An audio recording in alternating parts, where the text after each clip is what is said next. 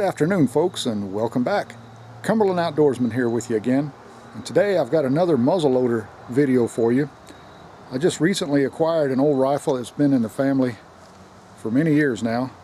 I put this gun together out of a kit that my uncle purchased, I don't know, some 30 odd years ago, I guess, and he suddenly decided he didn't want the gun anymore, so he pretty much gave it to me. You know, he said, if you want it, come get it. And what I've got here is a Thompson Center Renegade.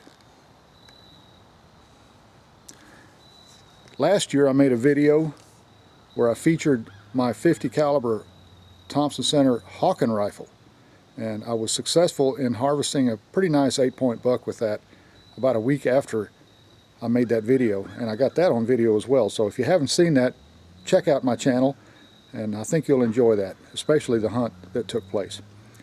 What I'm going to do today is test fire this gun. I've already shot it twice a couple of days ago down there at 50 yards. I just want to make sure that the gun is pretty well on target, you know, that it's sighted in well, so that when I get ready to go deer hunting with it, I'll know for sure that the bullet's going to hit where I want it to. This is a particularly nice little Renegade model. It has really nice wood in it, pretty walnut. It's dark on one side and kind of light on the other.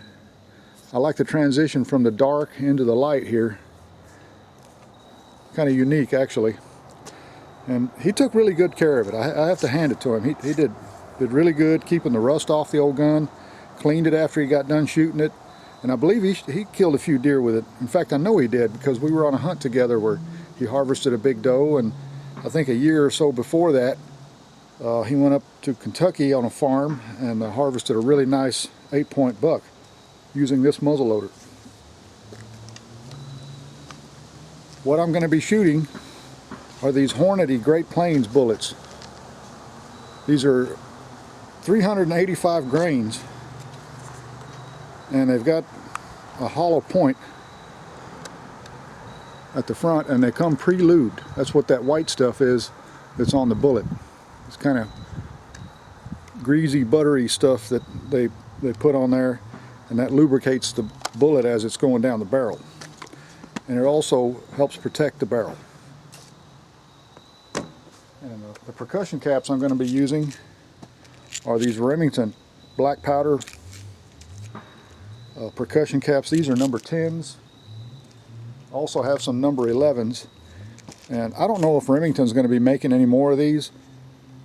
I know that the plant in Lone Oak, Arkansas has recently reopened, so I'm hoping that these will become available again, because these are my favorite percussion caps for these old guns, and I made sure and bought plenty of these when they were available. I think I've got 6 or 7 packs of these, so they'll last me probably the rest of my life. But for those of you that haven't tried it, hopefully Remington will start making these again. And if you like to shoot the old traditional black powder rifles, these are really good percussion caps. These are probably the best on the market as far as I'm concerned. They throw a hotter spark. Never had any ignition problems with them, so they've all been very reliable as long as I've used them, every one of them.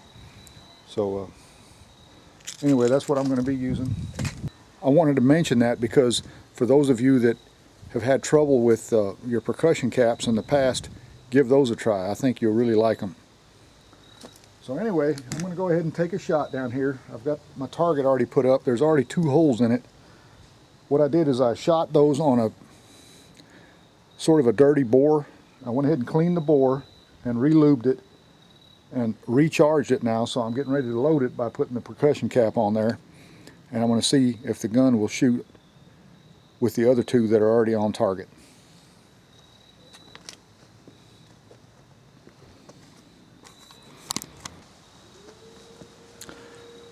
Okay folks, before I make my shot down here at the 50-yard mark, I want to reiterate some of the safety points that's related to these old muzzle loaders. You know, at first glance you don't see a safety. You don't see a push button safety or a tang safety or anything like that, but they do have a safety on them, and that's it right there. That's your safety. That's your half-cock safety. The gun cannot fire with it on half-cock like that. You can squeeze the trigger all day long. Nothing will happen. You can drop the gun. It's firmly locked into place. That hammer will not drop, and it's not in contact with this percussion nipple. So an accidental firing cannot really happen with that gun on half-cock. And while you're out in the woods and you're stalking towards your tree stand, or if you like to still hunt or whatever, you need that gun to be on half-cock, you know, just like I've got it now. Don't walk around with it on full cock, ready to fire. Always remember the safety points. Also, when you load your charge, make sure you put your gunpowder in, and always use a powder measure. Do not pour powder into the barrel after you fired the gun with your main source of powder, because if there's a spark still left in there, that powder is going to ignite. And here you've got this whole flask full of black powder that could explode in your hand, and it could blow your hand off or even kill you. So always use a powder measure. Measure your powder out and then pour it into the barrel. About all you'll get there is just a flash. You know, you may burn your fingers or something, but you won't get an explosion as you would with using a main source of powder, whether you use a flask or a bottle or anything else like that. And also, when you load your gun, when you put the bullet in or the ball, make sure you drive it all the way home. Make sure you feel the bottom, okay? You don't want any air gaps at all inside this breech. You want that loaded just like a cartridge, because if there's an air gap there, that could cause excessive pressures and you've literally got a pipe bomb in your hands. So make sure that bullet's seated all the way on the powder charge. I just wanted to cover some of that, you know, because for those of you that haven't gotten into muzzle loading and are wanting to try the traditional method of hunting with muzzle loaders like this old black powder gun here, there are some safety issues that you need to follow, some rules. And just like with any other gun, you know, follow all those rules the same, because these are powerful weapons and they are deadly. So anyway, enough about that. I'm going to go ahead and make the shot, and we'll zoom in on that target and see where this bullet hits with a clean barrel. One thing I forgot to mention is these old guns, like this Renegade or my Thompson Center Hawken, have what's called dual set triggers. And what that is when you put the gun on full cock, where you get ready to fire it, as you can see here, I've got nothing on this percussion nipple. It's empty. There's no caps around, so I can safely do this. The rear trigger sets the front trigger. So when you get on target, you go ahead and squeeze the rear trigger and you'll watch that front trigger move ever so slightly. Just like that. And then when you get ready to make the shot and you sight it in on your target, all you have to do is apply a little bit of pressure and boom, the gun goes off. And to safely load the gun, you need it on half cock, and then you'll need a cap dispenser like the one I have here. There you can see when I push this button on top, there's a cap that's ready to be loaded. So load it with the hammer on half cock, okay? Make sure it's all the way down, just like that. And now you're ready to fire. Go ahead and put my earplugs in here and I'll zoom in on the target.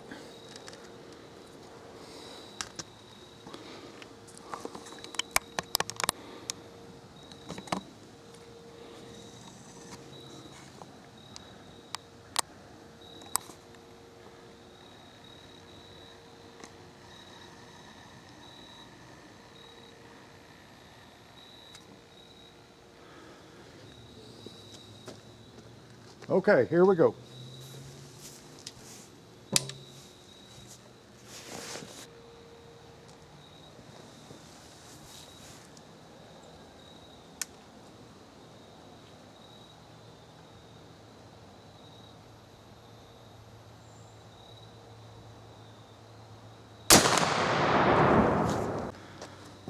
Well folks, that shot was about that much lower than the other two, and that could have been just me holding it a little bit lower. I'm going to go ahead and measure out another charge and take another shot just to be sure. Here's my powder measure. This is what I was talking about, folks. I've got it set on 90 grains here. 90 grains of true black powder. This is not Pyrodex. This is not 777 or any of that other stuff. This is real black powder.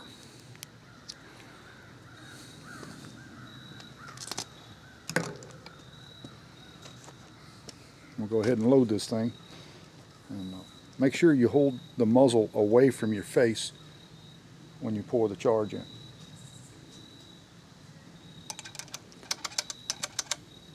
Make sure you get all of it in there.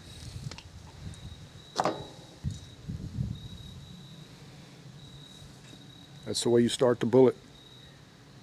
Just like that. And then what I've got here, this may be a quick tip for y'all. This is some rawhide leather. There's 3 layers here that are firmly glued together and pressed together.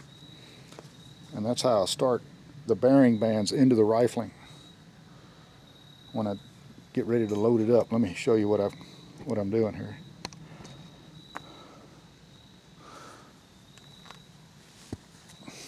Now, there you can see the bullet is started into the muzzle.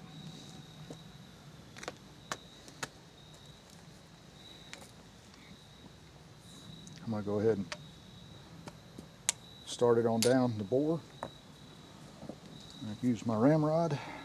I've got the range rod that I'm using today. Make sure it's firmly seated on the powder charge. Now, put the gun on the bench rest and get ready to shoot again.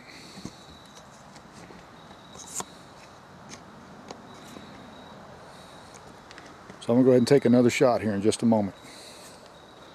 Let me zoom in on that target.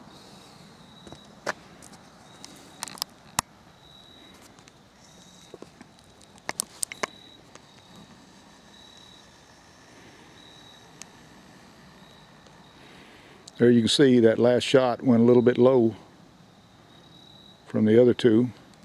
Pretty well centered though. Alright, here we go.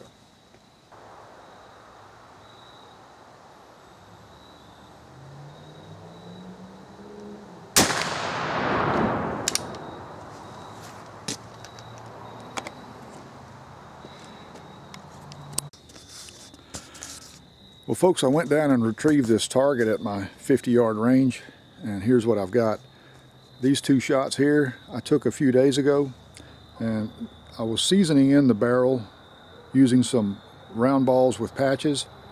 I shot it 5 or 6 times, and then I loaded it with the full charge using the 385 grain Hornady Great Plains bullet, and I got these 2 shots here at that range. And what I was doing is holding the front sight, pretty much covering this whole orange stick-on target here, and that's what I was getting. Then I cleaned the gun and recharged it and brought it out here, and the first shot I took a while ago hit low because I was holding the front sight where I could see most of this right here, you know, above the front sight, and that's why it hit low. So I cleaned the barrel again using 2 wet patches and a dry patch. Then I recharged the gun and aimed the same way I did the other day by pretty much obscuring most of this target with the front sight, holding just slightly higher, and that was the shot that resulted. And that's about not even a half an inch or so from the bullseye. So I'd say the old gun is pretty well on and ready to be used in the deer woods this year. Deer season starts here, the muzzleloader season anyway, in a week. This is October the 31st, so the Tennessee muzzleloader season starts next Saturday. And that's the reason I wanted to come out here and get this old gun sighted in, make sure that it's hitting right before I go out and hunt with it. And you know, if you're a muzzleloader hunter, Right now it's time to get ready. Don't wait a day before the season. Go ahead and get your guns out this week. Make sure they're sighted in, get all your equipment together, and be sure that you're ready for the upcoming season, because it's fast approaching, folks. If you haven't been bow hunting and you're a muzzleloader hunter, now's the time, you know. So I'm going to go ahead and get this old gun in and get it cleaned up, get it ready to be loaded next week. And speaking of getting ready, you need to make sure and get out and do some scouting and look for some deer sign. And speaking of which, I just found some when I went down retrieving this target. Let me share that with you real quick.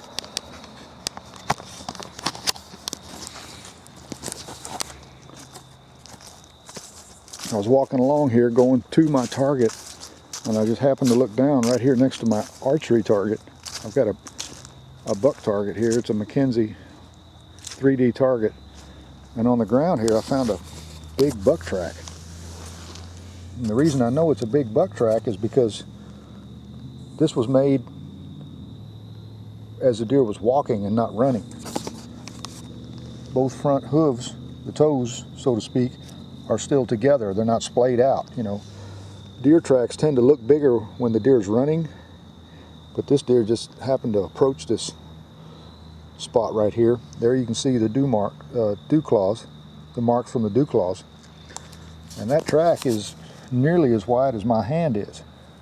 So that was made by a big buck, and I can tell also that the front part of the hooves are rather rounded, you know,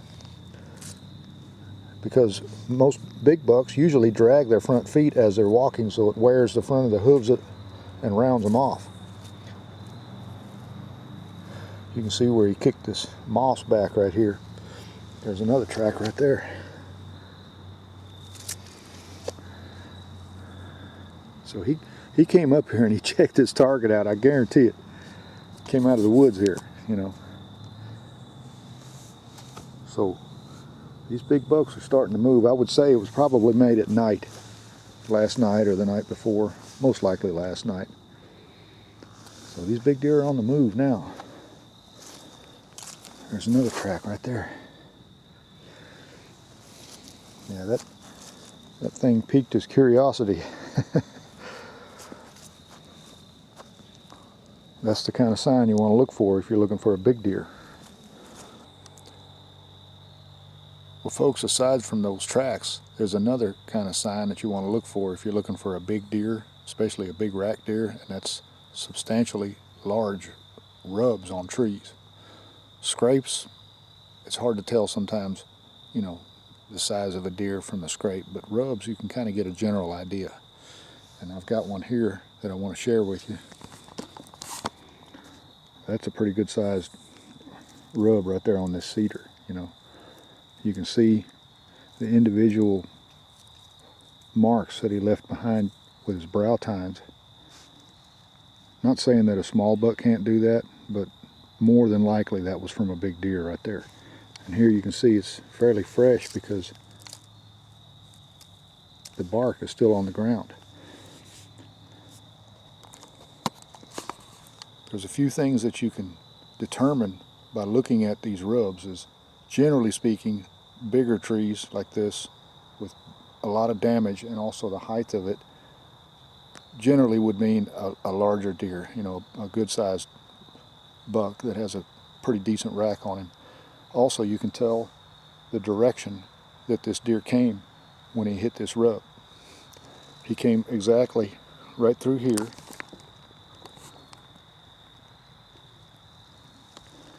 Because deer will hit these rubs straight on. You know, they don't stop at a tree and hit it from the side or from behind. They go straight to the tree and then they continue on. So somewhere in these woods there's at least one good buck running around. Well, folks, I just wanted to share a few pointers with you and deer sign and what to look for if you're looking for a big deer. You know, big tracks are a good indicator. You know, make sure that that deer was walking before you judge the size of the track. Also, big rubs, generally speaking, you know, that are really torn up where you can see individual tine marks, and where that rub is fairly high up off the ground, not right down low to the ground, because most big bucks with big racks are going to hit a little bit higher, and generally speaking they'll do more damage to a tree, because they've got a bigger rack. So that's the kind of sign you want to look for. That'll put you in the ballpark of the right area to be able to target a big deer. And I thought that that was just fitting for this video, because it directly relates to getting ready for the upcoming season, which will be here in a week from now, the upcoming muzzleloader season. And that's usually the best time to be in the woods if you want to encounter a big rack buck, a big deer.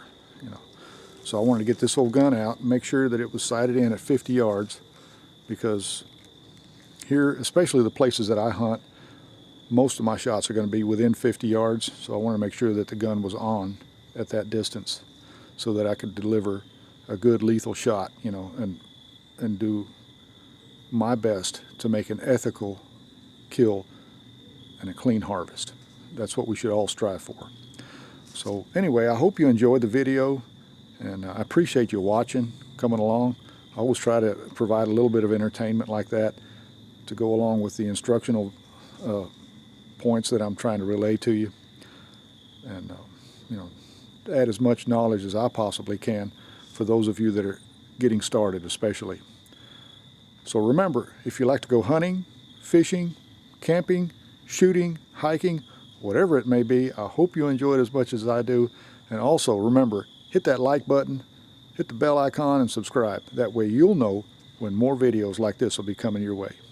So until next time, folks, y'all take care of yourselves, and stay safe, and get out there and enjoy the great outdoors. I'll see you.